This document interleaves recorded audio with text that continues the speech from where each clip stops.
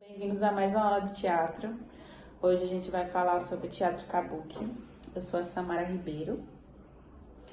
E quem ainda não assistiu a aula sobre o teatro no, eu sugiro assistir primeiro e depois vir aqui assistir a aula sobre o teatro kabuki, certo? Então, o teatro kabuki surgiu por volta de 1603, quando uma sacerdotisa chamada Miko, ela começou a fazer apresentações em espaços públicos no Japão.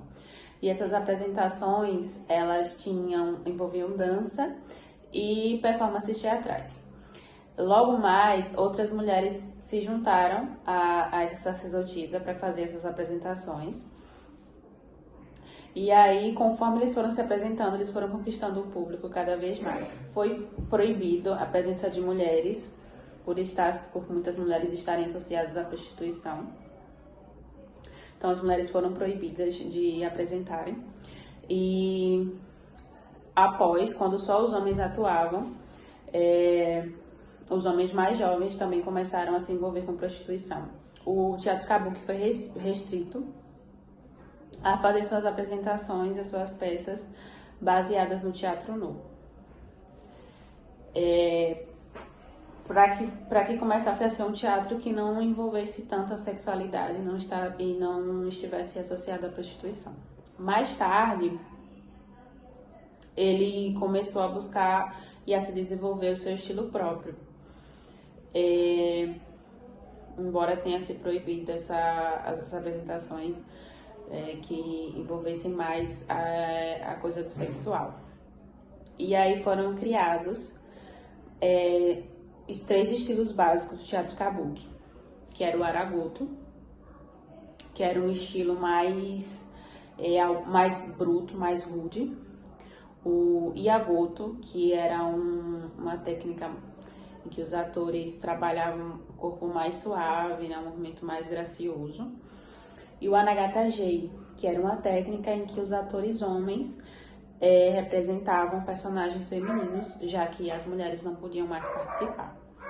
Assim, o teatro kabuki foi tendo mais público e as pessoas começaram a gostar ainda mais do teatro kabuki. Era um teatro que era feito em espaços públicos, então todo mundo tinha acesso. E hoje a palavra kabuki, ela tem 3 ideogramas, que significam canto, dança e talento. Talento vai a partir do talento de representar, né? E aí o teatro kabuki, ele tem classificações nas peças, né? Não são classificações como a gente tem hoje o melodrama, a tragédia, a comédia, mas são classificações das peças. A gente tem o no torimono, que significa ao pé da letra, que são peças adaptadas a partir do teatro no. Também tem as peças escritas especialmente para o teatro kabuki, né, que são feitas para serem apresentadas no teatro kabuki. E também o ator, ele é o principal meio de expressão. Então, o teatro kabuki foca especialmente no ator. Então, o palco, tudo, o cenário, tudo é feito para que o ator esteja em foco. O público hoje do kabuki, em grande parte, são de pessoas mais tradicionais, pessoas mais idosas, né? Ele não tem muito público mais jovem, então isso é um problema hoje.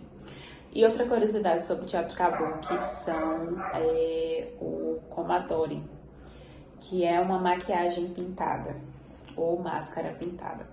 Então, no komadori, usada no teatro kabuki, basicamente tem uma base branca pintada sobre todo o rosto e em cima dela vão se fazendo traços para dar expressão à face do ator. E aí são colocadas nesses traços cores, e essas cores representam alguma coisa. Então, vou passar para vocês agora. O vermelho significa coragem, heroísmo e virtude. Os personagens que usam essas cores geralmente são os heróis guerreiros valentes. O azul tem o significado de maldade, ódio, ciúme ou medo. E os personagens que a usam são os vilões e os espíritos malignos. O preto significa coragem, crueldade ou vilania. E os personagens que a utilizam são personagens mais demoníacos, personagens mais rudes. O branco significa pureza, sobrenatural e aristocracia. São os personagens fantasmas, nobres e seres espirituais.